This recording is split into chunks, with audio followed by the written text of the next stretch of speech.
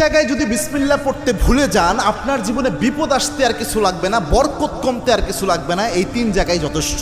খুব মারাত্মক একটা বিষয়। বিসমিল্লাহ তো মোটামুটি সব ভালো কাজের শুরুতেই পড়া হয়, তবে সব জায়গায় ভুলে গেলে ওই 3 জায়গায় মিনিমাম ভুলা উচিত নয়। তার মধ্যে 1 নাম্বার যেটা, এটা আমি সবচেয়ে গুরুত্বপূর্ণ মনে করি, সেটা হচ্ছে বর্তমান পরিস্থিতিতে এটা হচ্ছে আপনার বাথরুমে প্রবেশের শুরুতে বিসমিল্লাহ পড়া। অনেকে বলতে পারেন হুজুর বাথরুমে ঢুকবেন আবার বিসমিল্লাহ কিভাবে? বাথরুমের শুরুতে তো আমরা আল্লাহুম্মা ইন্নী আউযু বিকা মিনাল খুবসি ওয়াল খাবাইস পড়ি, এটা না আমরা পড়ি। হ্যাঁ, এটার ব্যাপারে আল্লাহর হাবিব সাল্লাল্লাহু আলাইহি ওয়াসাল্লাম জানিয়েছেন।